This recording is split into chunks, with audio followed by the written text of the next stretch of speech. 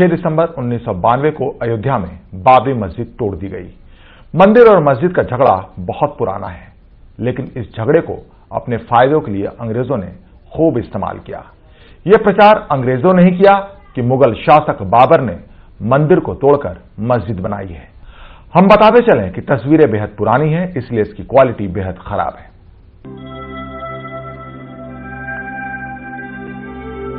अयोध्या नगरी 19वीं सदी तक राम के मंदिरों से भर चुकी थी। हर मंदिर के पुजारियों का बस यही दावा था कि प्रभु श्री राम उनके ही मंदिर में पैदा हुए हैं, क्योंकि रामायण से देश का बच्चा बच्चा जानता था कि मर्यादा पुरुषोत्तम श्री राम का जन्म अयोध्या में ही हुआ था। तब तक अयोध्या में हिंदू राम चबूतरे पर पूजा करते थे और मुस्लिम मस्जिद में नमाज पढ़ते थे। इस दौरान भारत पर अंग्रेजों का राज कायम हो चुका था। 19वीं सदी तक वो बेहद मजबूत हो चुके थे, लेकिन भारतीय उनकी सत्ता को उखाड़ फेंकना चाहते थे। अंग्रेजों ने भारतीयों के विद्रोह को कुचलने की साजिश रची। खूब प्रचार किया कि मंदिर तोड़कर बाबर ने मस्जिद बनाई है। धीरे धीरे इस बात पर लोगों को विश्वास होने लगा और एक दिन ये विश्वास 100% यकीन में बदल गया। अंग्रेज सत्ता बचाने के मकसद में कामयाब तो नहीं हुए, लेकिन हिंदू मुस्लिम के बीच एक ऐसी दरार पैदा कर गए जो आज भी नहीं पाटी जा सकती। Bureau report, total TV.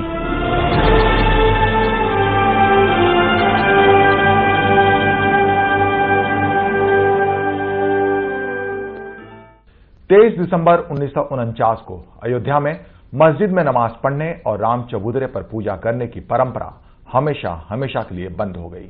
Mahant Ram सेवक दास जी शास्त्री की अगुवाई में पुजारियों ने मस्जिद में घुसकर रामलला की मूर्ति स्थापित कर दी और मुस्लिमों के नमाज पढ़ने पर पाबंदी लगा दी।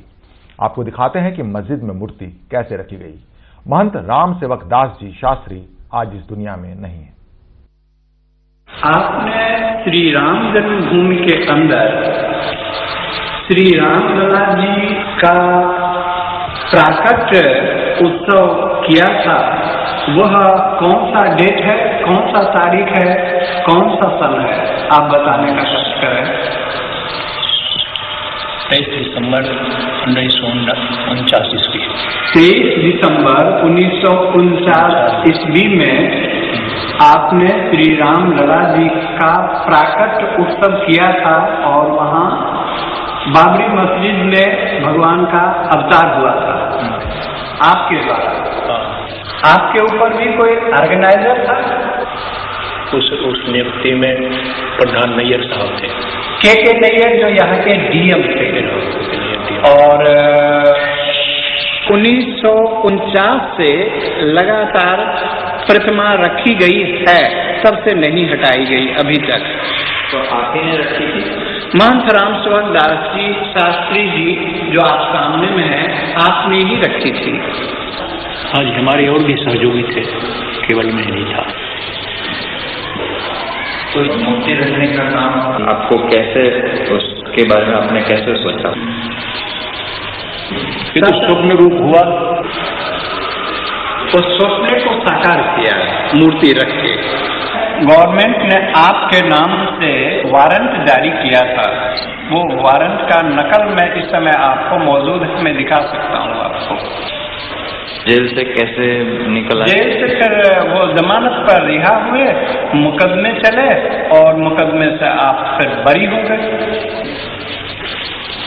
नैयर साहब ने निर्णय दिया कि जब तक इस केस का फैसला न हो तब तक इसे बरी कर दिए जाए।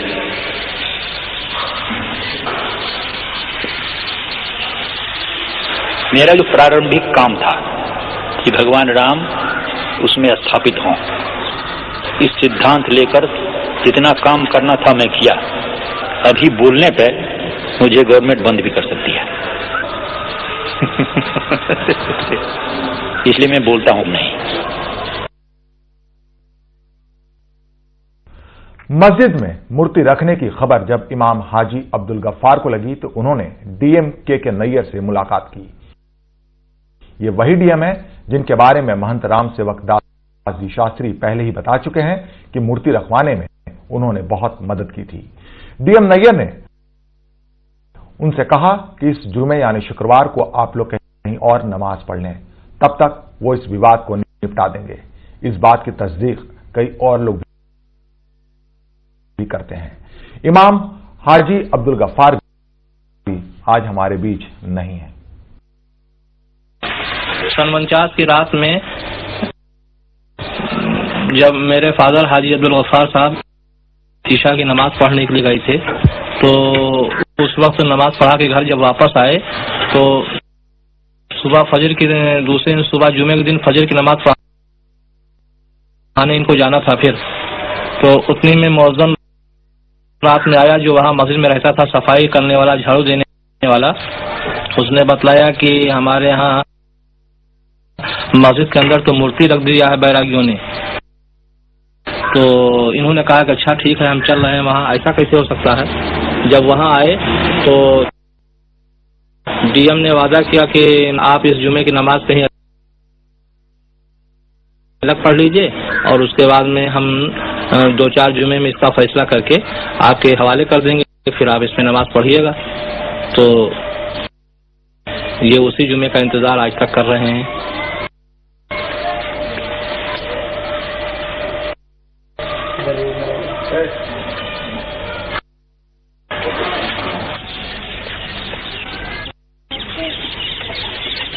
हमारे यहाँ के डिप्टी कमिश्नर साहब, जिनका नाम है नैया, इन्होंने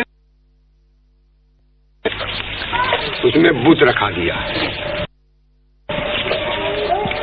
रात को, और जब सुबह की नमाज पढ़ने गए लोग तो वहाँ नहीं जाने दिया। गवर्नमेंट के टमाटर हो गया। आप जानते थे किसी को जो वहाँ सुबह नमाज पढ़ने? अरे वो उसमें तैनात है, मुकर्रर थे। अजान देने वाला अलग और नमाज पढ़ाने वाला एक खास आदमी होता है जिसको पेश इमाम कहा जाता है। आप कभी गए नमाज? हाँ गए हैं, हाँ गए हैं। और आज तक आप लोग अभी यही नहीं समझ सके, अब क्या समझने आए हैं? अब तो ये मामला बहुत पकड़ गया ना अब तो साहब।